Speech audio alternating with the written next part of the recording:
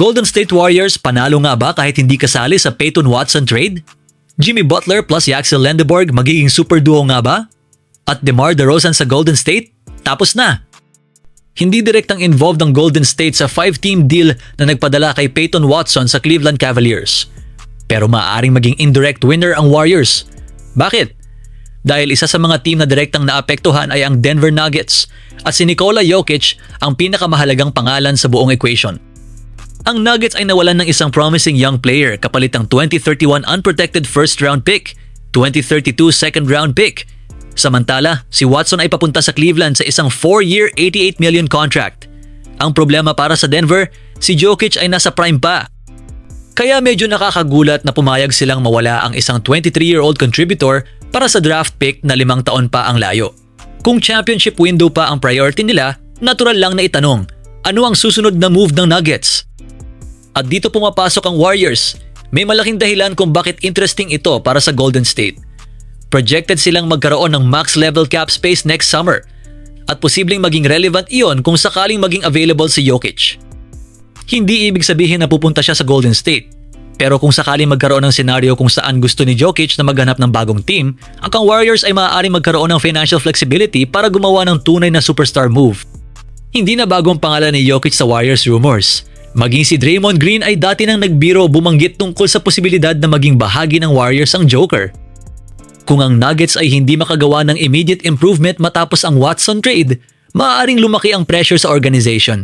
Doon maaaring magkaroon ng tunay na opportunity ang ibang contenders.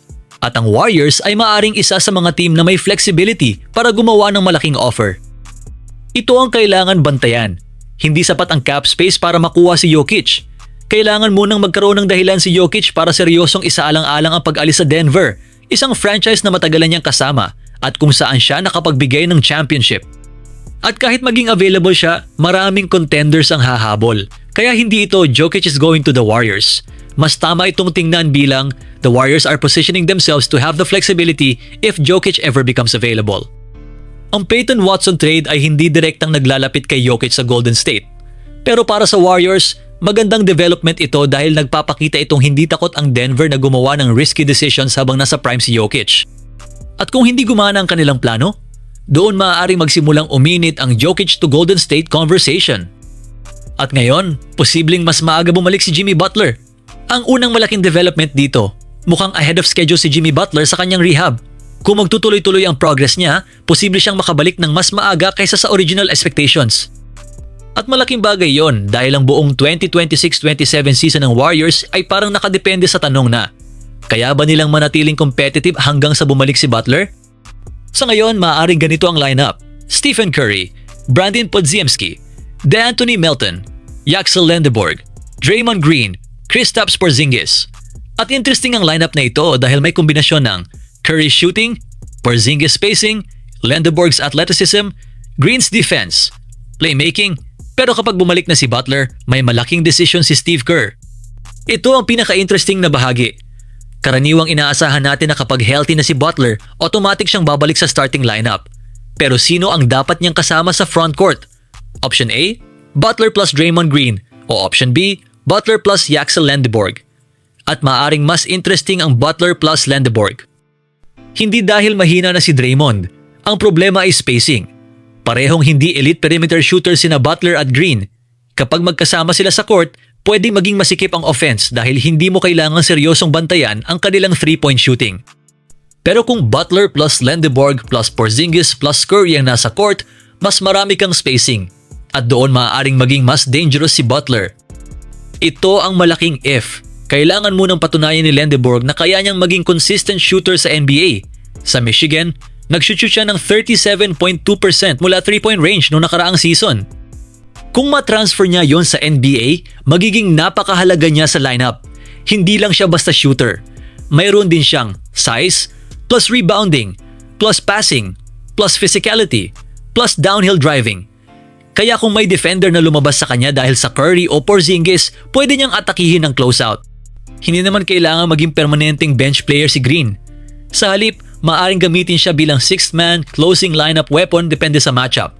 Halimbawa, kapag kailangan ng Warriors ng defense at playmaking sa fourth quarter, Curry, Melton, Butler, Green, Porzingis. Ang pagbabalik ni Jimmy Butler ay hindi lang tungkol sa pagdagdag ng isang all-star. Maaari nitong baguhin ang buong lineup structure ng Warriors. At kung mabilis mag-adjust si Lendeborg at mapatunayan niyang legitimate NBA shooter siya, maaari magkaroon ng Golden State ng isang unexpected solution. At ngayon, ito ang pinaka-importanting dahilan kung bakit mukhang lumamig na ang posibilidad.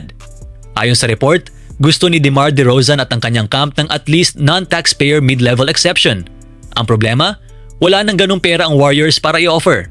Ginamit na nila ang non-taxpayer MLE para kay DeAnthony Melton, kaya ang natitira na lang sa Golden State ay minimum contracts. May 2 roster spots pa ang Golden State, so technically, pwede ba rin nilang subukang habulin si DeRozan. Pero kung ang demand niya ay MLE level money, mahihirapan ang Warriors. Kaya hindi lang ito tungkol sa gusto ba ng Warriors si DeRozan? Ang mas malaking tanong ay, kaya ba nilang bayaran siya? At sa ngayon, mukhang hindi. Dahil sa Peyton Watson trade, muling lumitaw ang Denver Nuggets bilang potential landing spot ni DeRozan. May sense din ito. Kailangan ng Denver ng scoring at veteran experience, lalo na kung gusto nilang manatiling competitive habang nasa prime pa si Nikola Jokic.